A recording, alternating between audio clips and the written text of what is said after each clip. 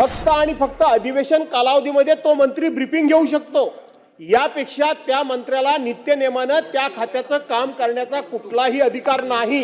प्रथा परंपरेला कुणाचाही विषय नाही, विरोध नाही, पण नवीन प्रथा परंपरा निर्माण करून यातून हे सभागृहाचं कामकाज पुढे ढकलत नेऊ नका अशी आमची आपल्याला विनंती आहे। हे काय वाढवायची गरज नाही, मी रुलिंग दिलेलं आहे। अध्यक्ष महोदय, मला पुन्हा राजकारण करायचं नाही तर भास्करराव मग कधी कधी तुम्ही बोलता। ठीक आहे,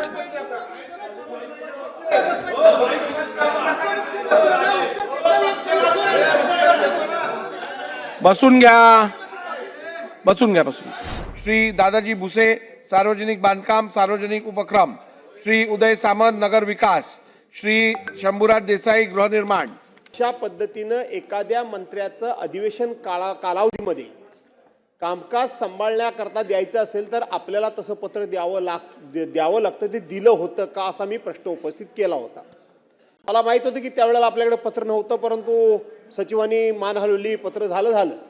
पण अध्यक्ष महोदय, माझी तुम्हाला विनंती आहे, अध्यक्ष महोदय माझी विनंती एवढीच आहे की ठीक आहे, मुख्यमंत्र्यांनी मान्य केलंय, आपण या ठिकाणी सभागृहाला ते अवगत केलंय, त्याच्यावर आता किती आम्ही बोललो तरी काय फार काय त्यातून काही निष्कर्ष किंवा काय निष्पन्न होणार नाही। पण अध्यक्ष महोदय, माझी आपल्याला कळकळीची विनंती आहे, ही प्रथा चुकीची पडतीये।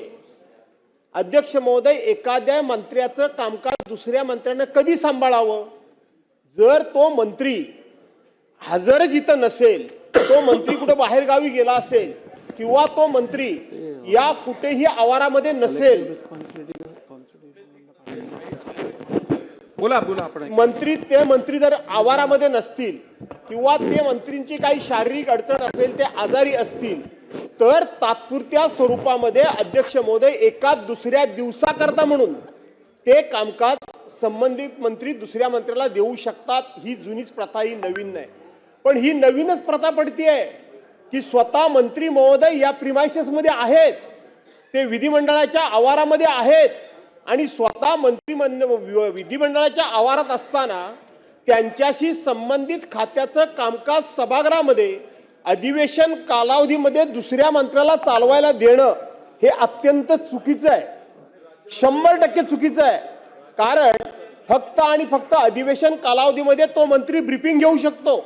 यापेक्षा त्या मंत्र्याला नित्यनेमानं त्या खात्याचं काम करण्याचा कुठलाही अधिकार नाही। यामध्ये कुठेही की असा कुठला नियम आहे की ज्या नियमानुसार आपण हे वाचलं आणि हे कामकाज त्या मंत्र्याकडील दुसऱ्या मंत्र्याकडे विधिमंडळाच्या कामकाज चालू असताना दिलं।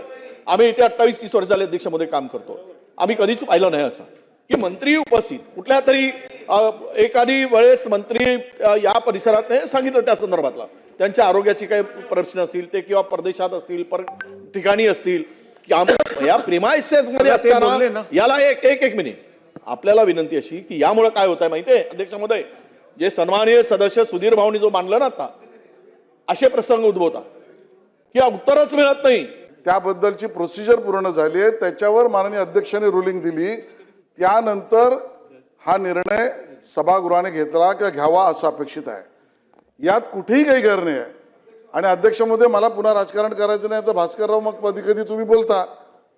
या अगोदरच्या गोष्टी आपण प्रथा परंपरेने केल्या आहेत। अगोदरच्या तर माजी मुख्यमंत्र्यांनी त्यांच्या सगळ्याच विभागाचे अधिकार ते असताना दिलेत, पण आता त्याच्यावर आमची टीका नाही, तो अधिकार आहे आणि त्यामुळे तो अधिकार आहे, त्या अधिकाराप्रमाणे मुख्यमंत्री करू शकतात आणि आपल्या परवानगीने रुलिंग दिल्यानंतर त्याच्यात अवैध असण्याचं काही कारणच नाही आणि त्यामुळे चुकीचं आहे। मला वाटतं हा विषय बराच चर्चा झाली आहे, मला आता या संदर्भात हे काय वाढवायची गरज नाही। आपणच विचार करा, आपण अध्यक्षात, आपण सभागृहाच्या या सर्व प्रेमायसेस मध्ये असताना तालिका अध्यक्ष बसतात की नाही?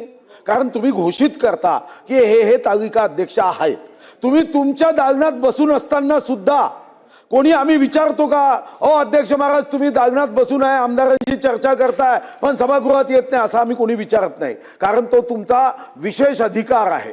तसाच अधिकार आपण या पार्लमेंटरी प्रॅक्टिसेस मध्ये असल्याने जे प्रश्न उपस्थित झाले त्याचं एक स्थायी स्वरूपाचं उत्तर जर दिलं नाही तर मग पुन्हा हे प्रश्न वारंवार उपस्थित होतील।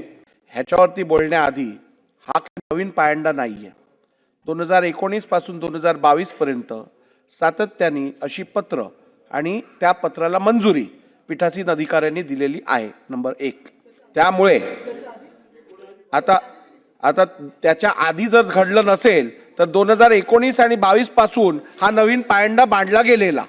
एक नंबर 2, एक मिनिट बसा बसा थांबा जरा. सन्मान्य आदित्य ठाकरेजी, आपण आता नवीन पायंड्यांबद्दल बोलत होतो.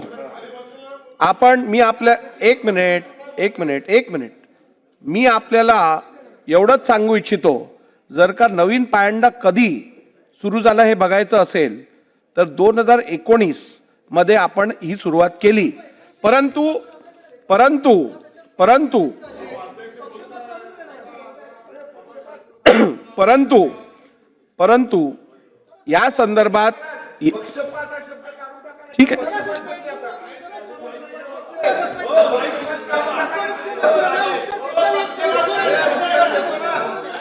बसून घ्या. मला रुलिंग तर देऊ दे. अहो मला रुलिंग तर देऊ दे भास्करराव.